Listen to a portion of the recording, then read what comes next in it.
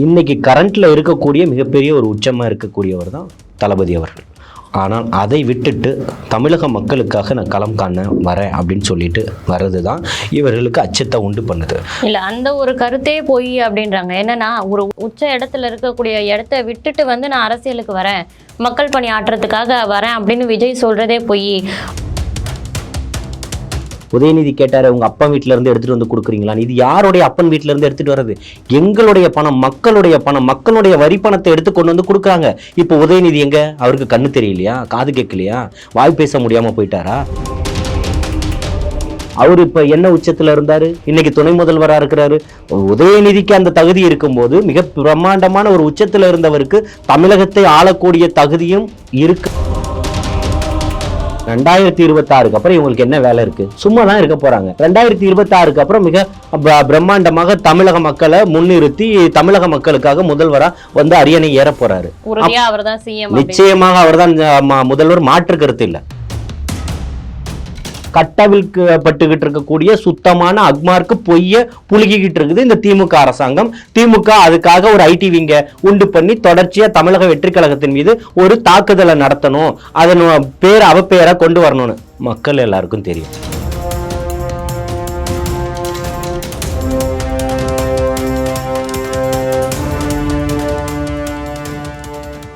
You Tamil நேயர்களுக்கு வணக்கம். இன்னைக்கு நம்ம கூட தமிழக அரசியல் களம் குறித்து நிறைய விஷயங்களை பகிர்ந்துக்கிறதுக்காக தமிழக வெற்றி கழக ஆதரவாளர் ஜல்லிக்கட்டு ஜலீல் சார் அவர்கள் தான் இணைஞ்சிருக்காங்க. வணக்கம் சார்.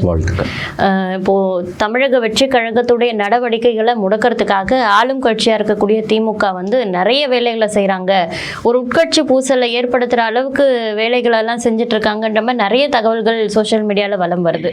இது குறித்த உங்களுடைய பார்வை என்ன சார்? நிச்சயமா, அதாவது அவர்களுடைய இயலாமை தன்மையை மறைக்கிறதுக்காக இருக்கக்கூடிய தமிழகத்தில் இன்னைக்கு மிக பிரம்மாண்டமாக ஒரு எழுச்சியாக மக்களுக்கு ஆதரவான ஒரு நிலைப்பாட்டில் தமிழகம் முழுக்க, இந்தியா முழுக்க பேசும் ஒரு பொருளாக ஒரு கட்சி ஆரம்பிக்கப்பட்ட நாளிலிருந்து, பெயர் அறிவிக்கப்பட்ட நாளிலிருந்து, கட்சி தொடங்க போறேன்று அறிவிக்கப்பட்ட நாளிலிருந்து, கொடி அறிமுகம் செய்யப்பட்ட நாளிலிருந்து, மாநாடு நடத்திய நாளிலிருந்து மிக பிரம்மாண்டமான ஒரு மிகப்பெரிய மக்கள் எழுச்சியையும் ஆதரவும் பெற்றிருக்கிறது தான் தமிழக வெற்றி கழகம். அப்போது ஆளக்கூடிய தரப்புக்கு அந்த அளவுக்கு எதிர்பார்க்கல.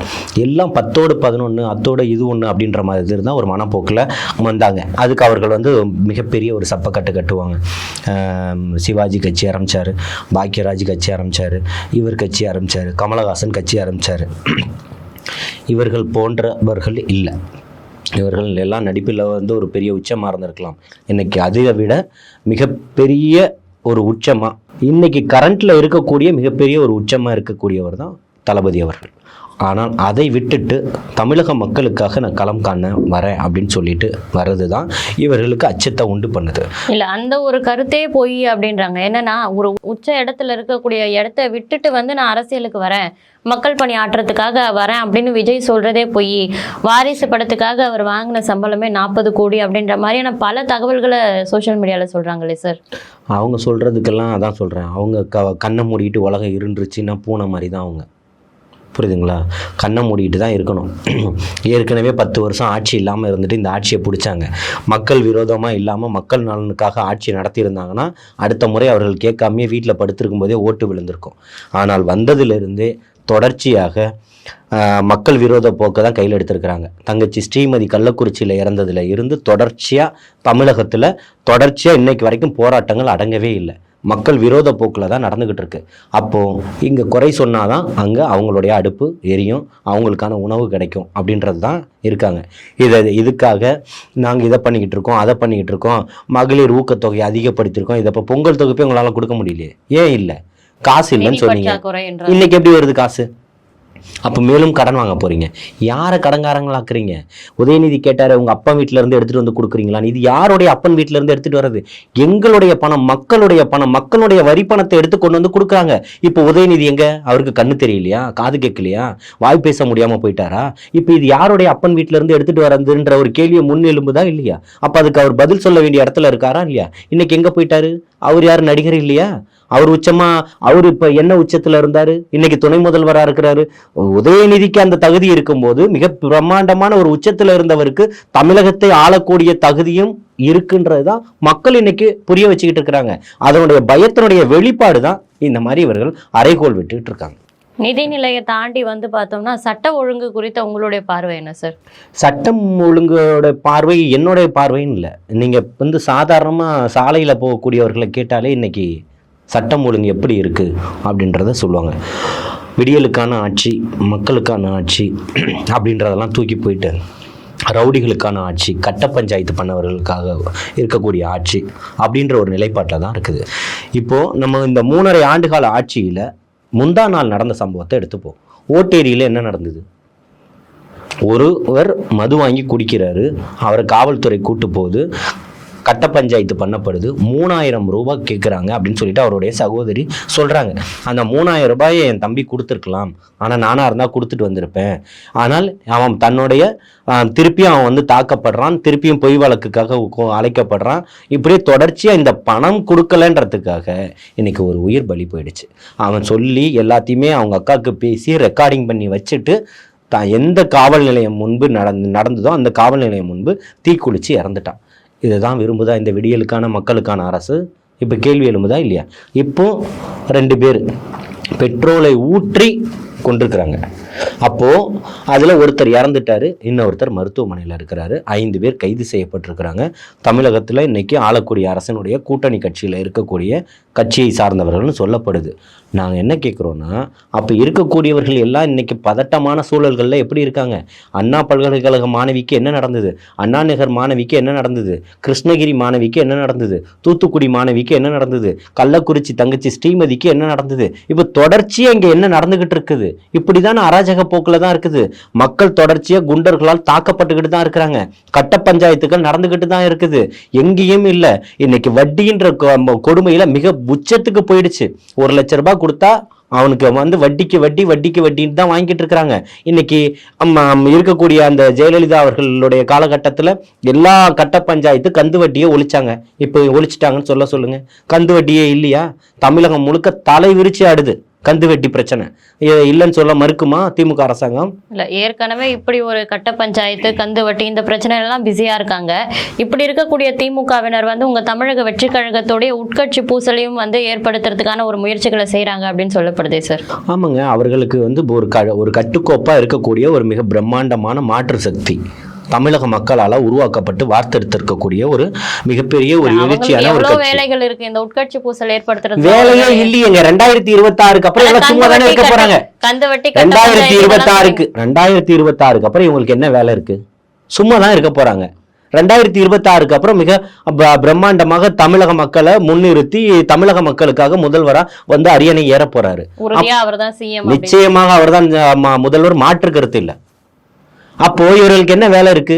அப்ப அதை கெடுக்கணும், அதை நிலைகுலைய வைக்கணும். அப்ப அவர்களுடைய நோக்கம் என்னவா இருக்கணும்? உள்கட்சி பூசல்.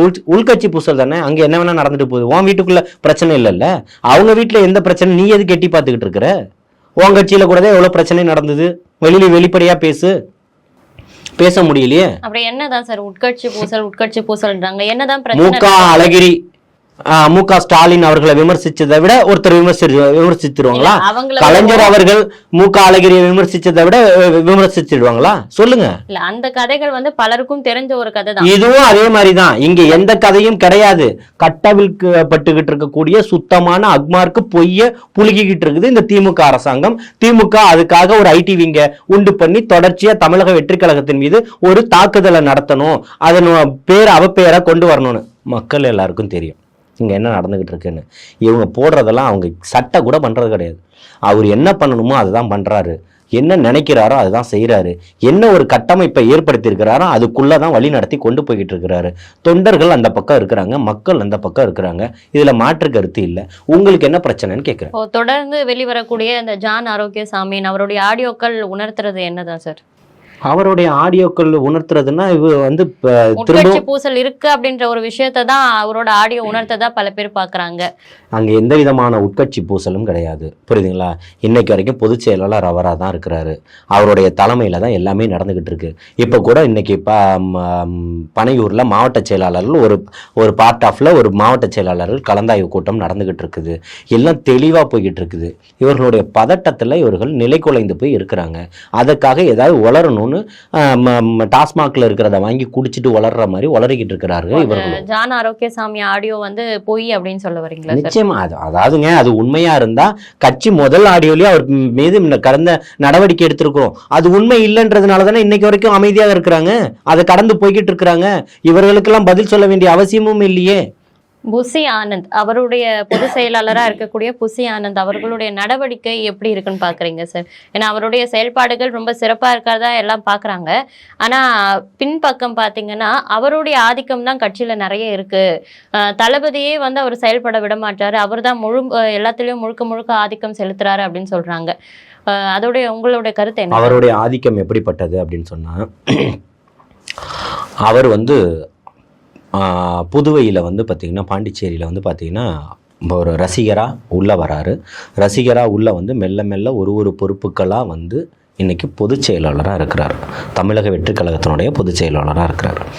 அப்படி தன்னை வளர்க்கிறது மட்டும் இல்லாமல் இந்த மக்கள் இயக்கத்தையும் கட்டி வளர்த்துக்கிட்டு வராரு. தளபதி அவர்களுடைய நிழலாக இருக்கிறாரு. தளபதி அவர்கள் என்ன நினைக்கிறாரோ அதை இங்கே நிஜத்தில் கொண்டு வந்து காட்டுறாரு. மக்களையும் ரசிகர்களையும் மக்கள் இயக்கமாக இருக்கும்போது ஒரு கட்டுக்கோப்பாக வச்சுருந்தார்.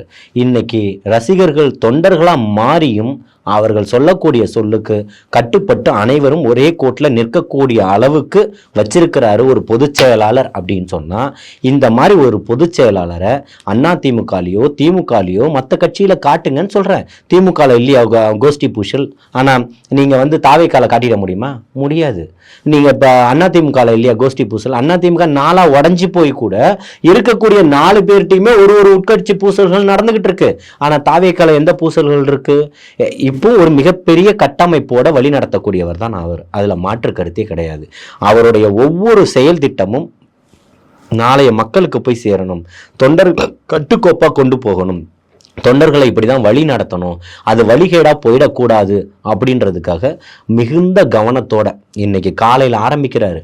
அது இரவு வரைக்கும் போகுது. இரவு வரைக்கும் போனால் பரவாயில்ல, விடிஞ்சிருது. திருப்பி மறுநாள் திருப்பி இரவு வரைக்கும் போகுது.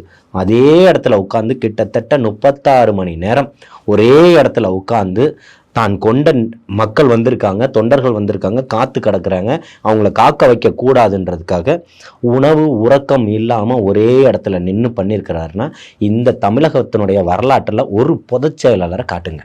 ஒரு வட்ட செயலாளர் நின்று பண்ணுவாங்களா அந்த வேலையை? இன்னைக்கு தமிழக வெற்றி கழகத்தினுடைய பொதுச் செயலாளர் அதை பண்றாரு. அதனால மிகுந்த நம்பிக்கையோட வரக்கூடியவன் எந்த ஊர்ல இருந்தாலும் எத்தனை மணி ஆனாலும் பொதுச் செயலாளரை சந்திச்சிடலான்ற ஒரு நம்பிக்கையோட வரான். அவர்களுடைய நம்பிக்கை இல்லாம நேற்று இரவு வரைக்கும் 1:15 மணி வரைக்கும் அத்தனை பேரையும் சந்திச்சு பார்த்து பேசிட்டு தான் போறாரு. அப்போ இங்க எந்த ஒரு குழப்பத்தை உண்டு பண்ணணுன்றது தான் உங்களுடைய நோக்கமா இருக்கு. அவர் மீது ஒரு அவப்பெயரை கொண்டு வரணும் தான். அதை எதுவுமே அவங்க கேர் பண்றதே கிடையாது. காலில் ஒட்டின தூசை போல கழுவிட்டு போய்கிட்டே இருக்கிறாங்க, கண்டுக்கிறதே கிடையாது. உங்களுக்கு எந்த பதில் அறிக்கை கொடுத்துருக்குறாங்க? இல்லைன்னு மறுத்து பேசியிருக்கிறாங்க. உங்களெல்லாம் பெருசாவே நினைக்கல, நீங்களா கொண்டாடிக்கிட்டு இருக்கிறீங்க. நீங்க கொண்டாடுங்க, எதை வேணா பண்ணுங்க, எங்களுக்கு நிறைய பணிகள் இருக்குன்னு அவர்களுடைய வேலைகளை பார்த்து போய்கிட்டு இருக்கிறாங்க. அப்போ அவர்களுடைய கொண்ட கொள்கையில உறுதியா இருக்காங்கன்னா அவர்களுடைய நோக்கம் செயல் திட்டம் சரியா இருக்குன்னு தானே அர்த்தம்.